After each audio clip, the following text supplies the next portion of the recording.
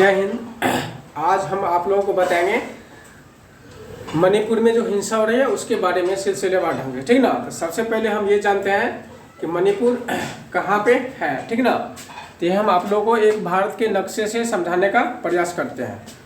आइए यहाँ देखते हैं। देखिए ये हमारा भारत का नक्शा है, ठीक ना। इसमें जो है वो भारत के नक्शे में ये हमारा मणिपुर राज्य है। यहाँ पे देख रहे हैं ना, यहाँ पे चिन्हित कर दे, ये है हमारा मणिपुर राज्य। ये भारत के पूर्वोत्तर में पड़ता है, इसको पूर्वोत्तर राज्य में पड़ता है, ठीक ना, मणिपुर। तो सबसे पहले इसका थोड़ा सा बेसिक जान लेते हैं। मणिपुर का जो प्राचीन नाम है वो है कलेपाक, ठीक ना। कलेपाक नाम है पुराना नाम, प्राचीन, जो वहाँ की परंपराओं से जुड़ा हुआ है।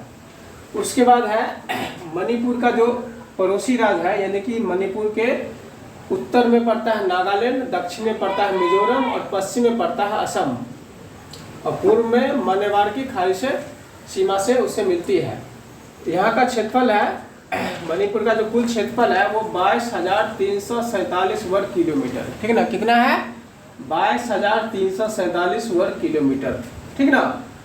अब हम ये जानते हैं कि यहाँ पे कुल 34 जनजातियाँ रहती है। कहाँ? मणिपुर में। कितने जनजातियाँ? 34 जनजातियाँ, ठीक ना। उसमें से पहला है मैतेई समाज, जिसको बोलते हैं घाटी बहुलक समुदाय, ठीक ना, जिसकी आबादी है कुल 53% है। दूसरा होता है कुकी जनजाति, जो पहाड़ी बहुल समुदाय से आते हैं, ठीक ना। इसकी कुल आबादी है 16% है कुकी जनजाति का, और 24% है नागा समुदाय का। अदर भी जनजातियाँ कुछ परसेंटेज के हिसाब से है, वहाँ पे सब एक साथ मिलकर निवास करते हैं। अब हम ये जानते हैं यहाँ पे जो हिंसा हो रहा है, मणिपुर में जो हिंसा हो रही है, इसका सबसे प्रमुख कारण क्या है?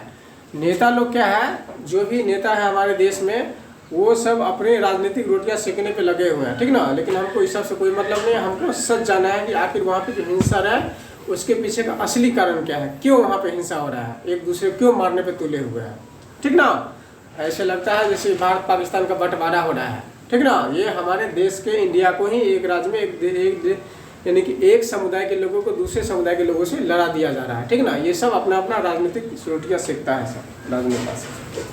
और हमारे देश की मीडिया सरकार की मुखातिब करने में लगी हुई है। वो जो मतलब कि हमारे कुंभकर्ण जो है ना, देखा है रामायण सीरियल, उसमें कुंभकर्ण जो है और रावण का भाई, वो मुफ्त में बदनाम है। असली कुंभकर्ण तो हमारे देश के प्रधानमंत्री है, मोदी जी, जो 50 दिन 60 दिन की जब हिंसा होते रहता है तो विदेश घूमते रहता है। अब जाके जगह 50 दिन के बाद सो करके उठा है कुंभकर्ण, तब दुल्हन बोलता है कि हमें ये घटना पे बहुत क्रोध आ रहा है, ठीक ना। ऐसे हमारे देश के राजनेता, ठीक ना, ऐसा नहीं होना चाहिए। असली कुंभकर्ण मोदी जी हैं, यहाँ ध्यान दो।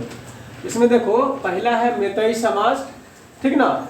ये मैतेई समाज का कहना है, ठीक ना, कि हमें भी शेड्यूल ट्राइब कुकी समाज की तरह एसटी में शामिल होना है, ठीक ना। ये शामिल होना चाहते हैं कौन? मैतेई समाज के लोग, जो 53% इनकी आबादी है, ठीक ना।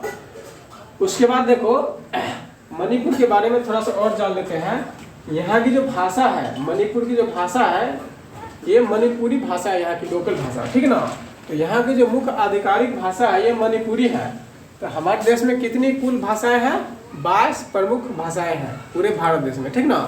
तो 22 प्रमुख भाषाओं में सबसे ये मणिपुर की जो भाषा है मणिपुरी, यह 22 भाषाओं में से एक है, जो यहाँ मणिपुरी की यहाँ की आधिकारिक भाषा है, ठीक ना। तो यहाँ जो सबसे पहले, उसके बाद हमको मेन चीज़ जानना है कि मणिपुर में जो हिंसा हो रही है वो किस कारण से हो रही है, ठीक ना। तो यहाँ के मणिपुर के हिंसा का जो मुख्य कारण है, पहला नंबर वो है कि आदिवासी समाज द्वारा अफीम की खेती करना, ठीक ना।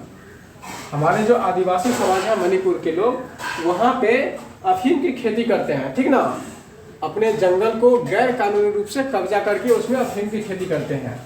जो राज्य सरकार वहाँ का इसको गैर कानूनी बता रही है, ठीक ना। राज्य सरकार क्या कर रही है कि ये गैर कानूनी है, ठीक ना। तो राज्य सरकार क्या कर रही है कि राज्य सरकार फॉरेस्ट रूल 2021 के तहत, ठीक ना, कब? फॉरेस्ट रूल 2021 के तहत अतिक्रमण हटाने का अभियान चला रही है, ठीक ना। कौन? राज्य सरकार चला रही है। तो राज्य सरकार जो 2021 के तहत अतिक्रमण हटाने का जो काम चला रही है, ठीक उसी तरह उसका उल्टा ये जो आदिवासी समाज के लोग हैं उनका कहना है कि नहीं, ये हमारी पैतृक जमीन है, हमारे बाप दादाओं की ज़मीन है, ये ज़मीन पे हमारा अधिकार है, ये ज़मीन हम नहीं छोड़ सकते हैं, ठीक ना। इसी विवाद के चलते सरकारी पुलिस कहो या सरकार के लोग जो हिंसक होते हैं, सेना, उनके और आदिवासी समाज के बीच छिटपुट घटनाएं थोड़ी बहुत शुरू में हुई, ठीक ना। वहीं से ये एक बड़ा सा हिंसा का रूप ले चुका है। अब यहाँ पे जो 3 मई से हमारे मणिपुर में जो हिंसा चल रहा है, ठीक ना, उसके पीछे मुख्य कारण यही है। यहाँ पे बीजेपी हम इसीलिए लिखे हुए हैं कि बीजेपी के पार्टी में अभी सरकार है हमारे मणिपुर में, ठीक ना, वहाँ के मुख्यमंत्री हैं, ठीक ना। तो वो इस रूल अभियान को चला रही है जिसके तहत आदिवासी समाज का कहना है कि नहीं, ये हमारा पैतृक संपत्ति है, इसको हम किसी भी कीमत में छोड़ने के लिए तैयार नहीं हैं। यही मेन विवाद का कारण है, ठीक ना। धन्यवाद। तो आपको ये हमारा वीडियो कैसा लगा अपने कमेंट बॉक्स में ज़रूर लिखिएगा और हमारे चैनल को सब्सक्राइब कर दीजिएगा। Thank you.